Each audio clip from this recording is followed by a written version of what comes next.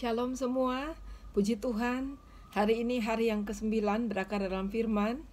Kita akan membaca bersama-sama Kejadian 25 sampai 27. Puji Tuhan dan mari kita berdoa. Terima kasih Tuhan buat hari ini, hari yang Kau beri bagi kami dan kami bersyukur atasnya. Terpujilah Engkau, berkatilah pembacaan firman Tuhan hari ini ya Tuhan, agar kami boleh mendapatkan kekuatan di dalam kehidupan kami. Dalam nama Tuhan Yesus kami berdoa. Amin. Mari kita mulai membaca Kejadian pasal 25. Keturunan Abraham dari Ketura. Abraham mengambil pula seorang istri namanya Ketura. Perempuan itu melahirkan baginya Simran, Yoksan, Medan, Midian, Isibak, dan Sua. Yoksan memperanakan Sheba dan Dedan. Keturunan Dedan ialah orang Asyur, orang Letus, dan orang Leum. Anak-anak Midian ialah Eva, Efer, Henok, Abida, dan Elda. Itulah semuanya keturunan Ketura. Abraham memberikan segala harta miliknya kepada Ishak, tetapi kepada anak-anaknya yang diperolehnya dari gundik-gundiknya, ia memberikan pemberian. Kemudian ia menyuruh mereka, masih pada waktu ia hidup, meninggalkan Ishak anaknya dan pergi ke sebelah timur, ke tanah timur. Abraham meninggal dan dikuburkan. Abraham mencapai umur 175 tahun, lalu ia meninggal. Ia mati pada waktu ia putih rambutnya, tua dan suntuk umur.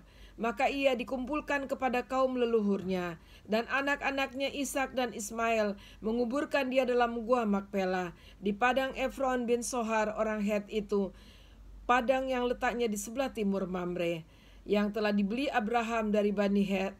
Di sanalah terkubur Abraham dan Sarah istrinya. Setelah Abraham mati, Allah memberkati Ishak anaknya itu, dan Ishak diam dekat sumur Lahai-roi. Keturunan Ismail.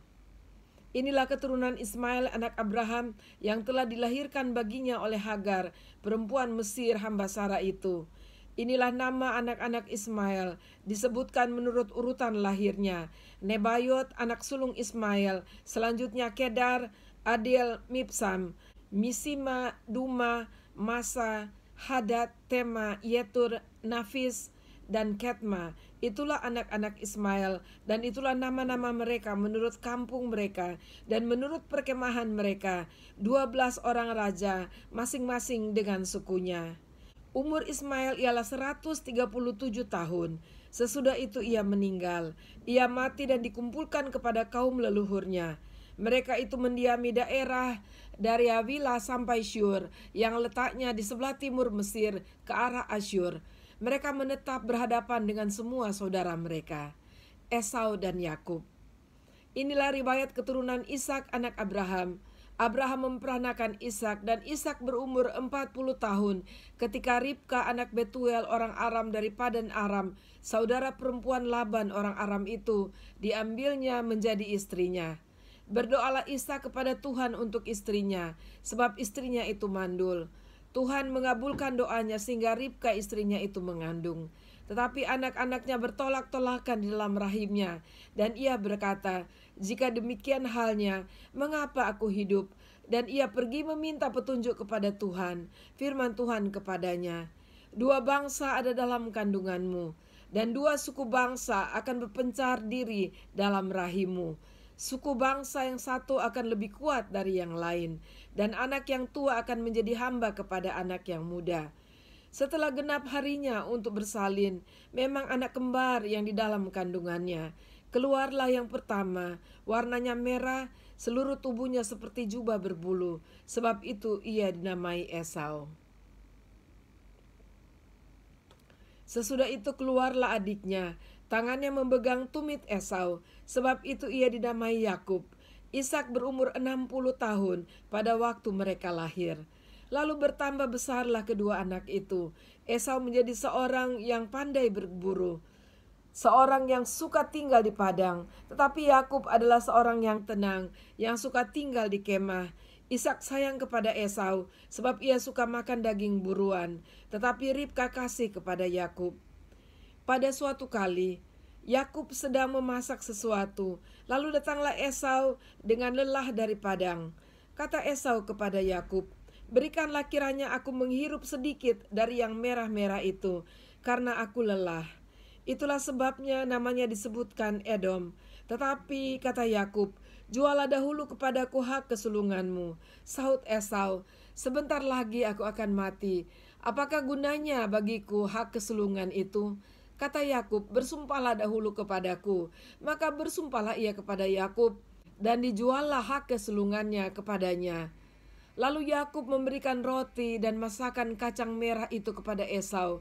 Ia makan dan minum, lalu berdiri dan pergi.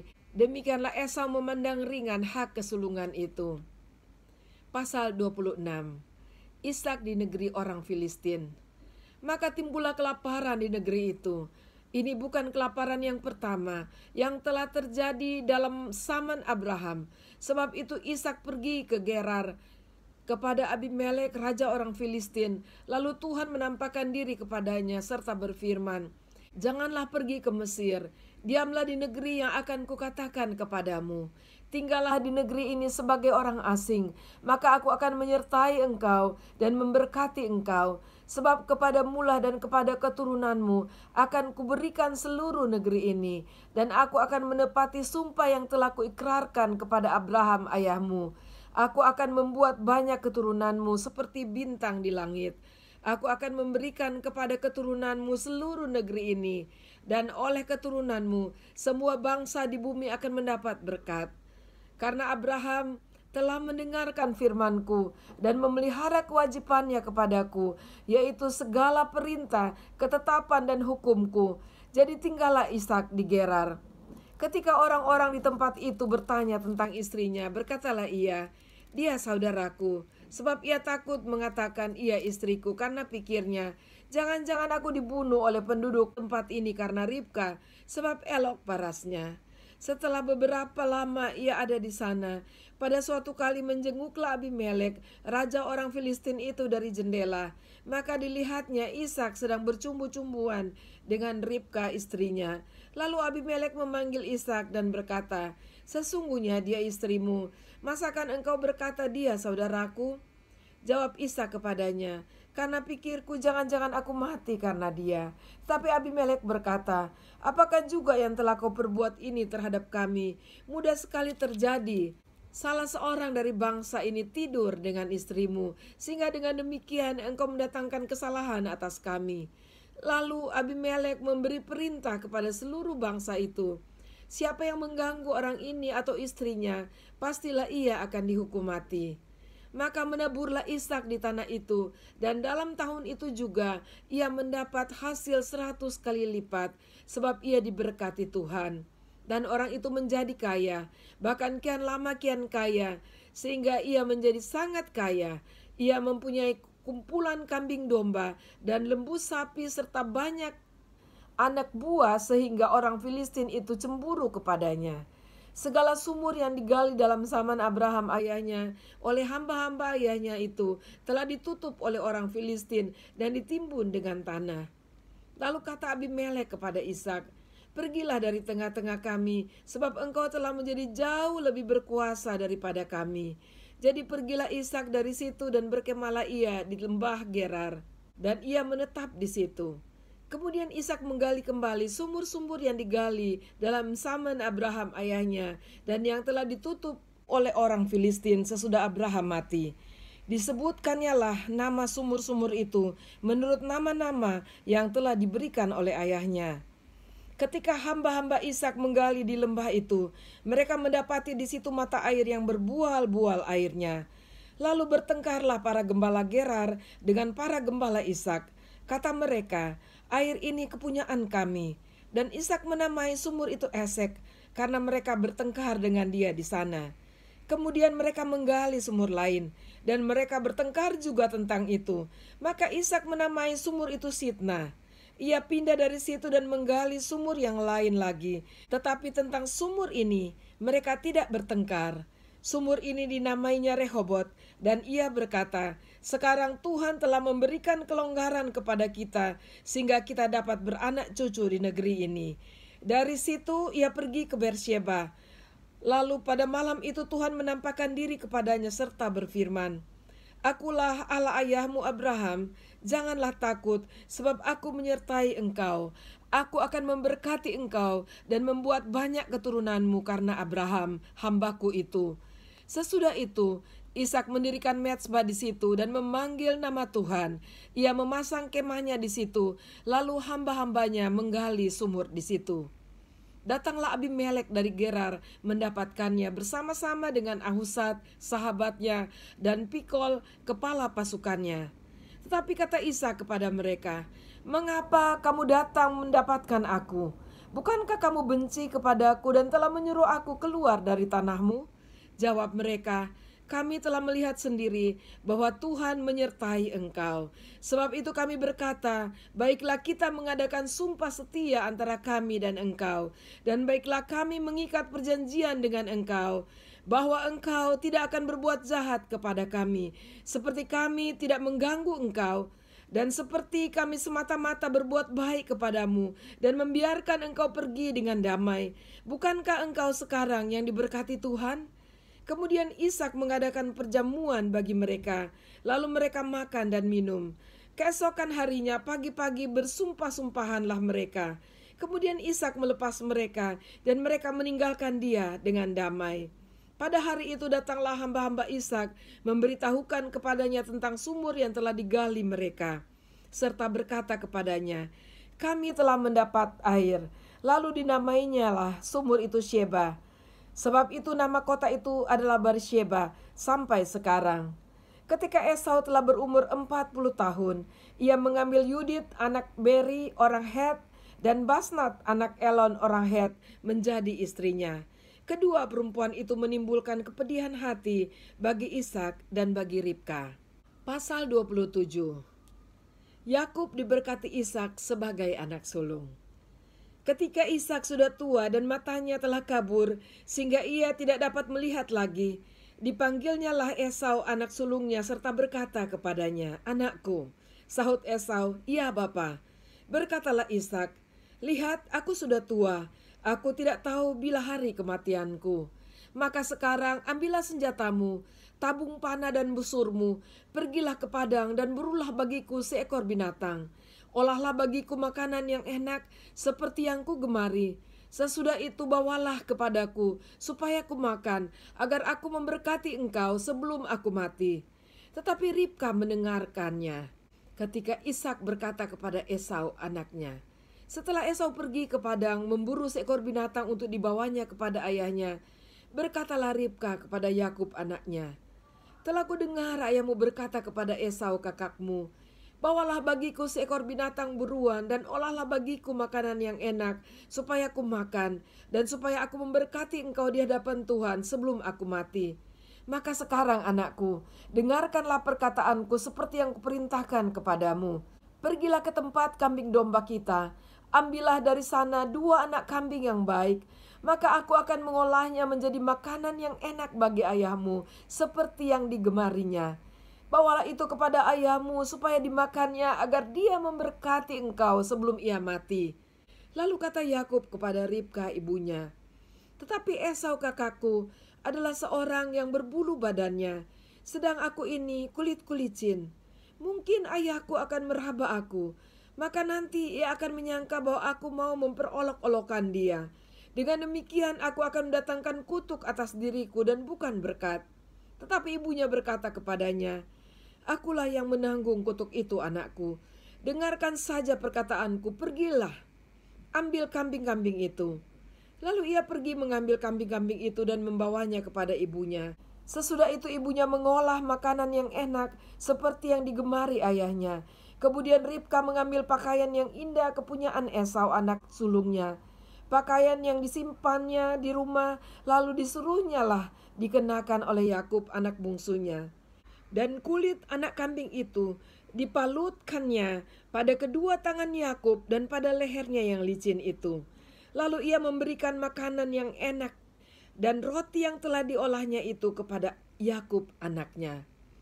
Demikianlah Yakub masuk ke tempat ayahnya serta berkata, "Bapa." Sahut ayahnya, "Ya anakku, siapakah engkau?" Kata Yakub kepada ayahnya, "Akulah Esau, anak sulungmu. Telah kulakukan seperti yang Bapa katakan kepadaku. Bangunlah, duduklah dan makanlah daging buruan masakanku ini, agar Bapa memberkati aku." Lalu Ishak berkata kepada anaknya itu, "Lekas juga engkau mendapatkannya, anakku?"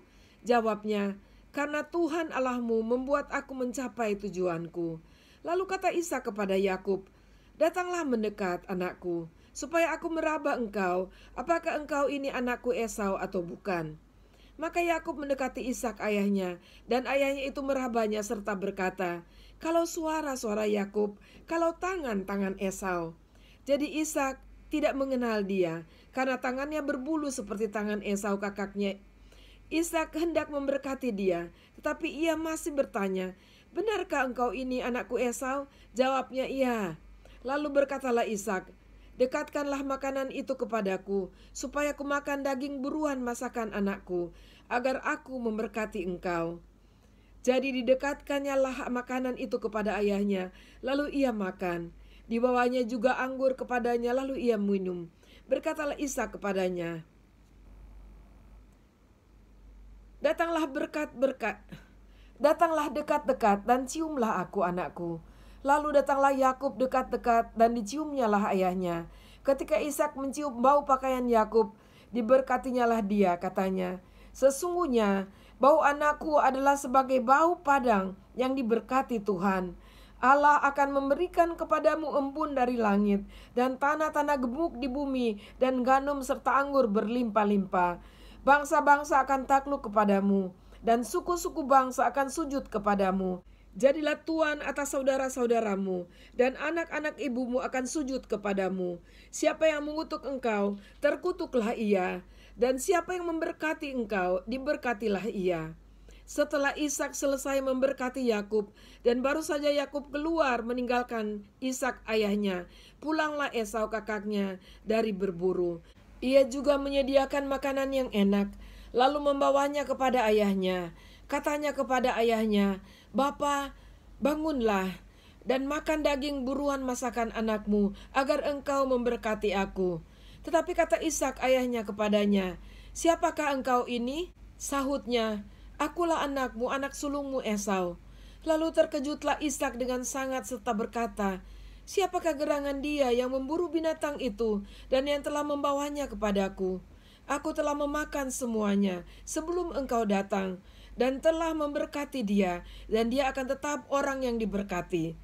Sesudah Esau mendengar perkataan ayahnya itu, meraung-raunglah ia dengan sangat keras dalam kepedihan hatinya, serta berkata kepada ayahnya, "Berkatilah aku ini juga, ya Bapa." Jawab ayahnya, "Adikmu telah datang dengan tipu daya dan telah merampas berkat yang untukmu itu." Kata Esau, "Bukankah tepat namanya Yakub, karena ia telah 2 kali menipu aku. Hak kesulunganku telah dirampasnya, dan sekarang dirampasnya pula berkat yang untukku."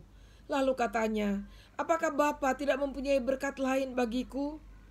Lalu Ishak menjawab Esau, katanya, "Sesungguhnya telah kuangkat dia menjadi tuan atas engkau, dan segala saudaranya telah kuberikan kepadanya menjadi hambanya, dan telah kubekali dia dengan gandum dan anggur. Maka kepadamu apa lagi yang dapat kuperbuat, ya anakku?" Kata Esau kepada ayahnya, "Hanya berkat yang satu itukah yang ada padamu, ya Bapa? Berkatilah aku ini juga, ya Bapa." Dan dengan suara keras menangislah Esau. Lalu Ishak ayahnya menjawabnya, "Sesungguhnya tempat kediamanmu akan jauh dari tanah-tanah gemuk di bumi, dan jauh dari embun dari langit di atas. Engkau akan hidup dari pedangmu, dan engkau akan menjadi hamba adikmu.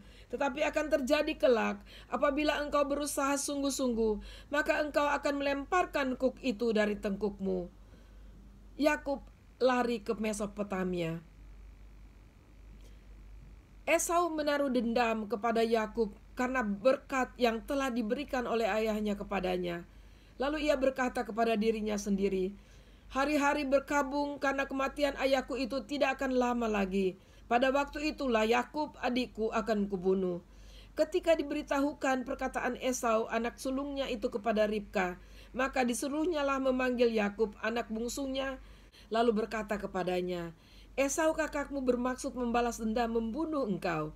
Jadi sekarang anakku, dengarkanlah perkataanku. Bersiaplah engkau dan larilah kepada Laban saudaraku ke Haran dan tinggallah padanya beberapa waktu lamanya, sampai kegeraman dan kemarahan kakakmu itu surut padamu, dan ia lupa apa yang telah engkau perbuat kepadanya. Kemudian aku akan menyuruh orang menjemput engkau dari situ. Mengapa aku akan kehilangan kamu berdua pada satu hari juga? Kemudian Ribka berkata kepada Ishak, aku telah jemu hidup karena perempuan-perempuan Het itu.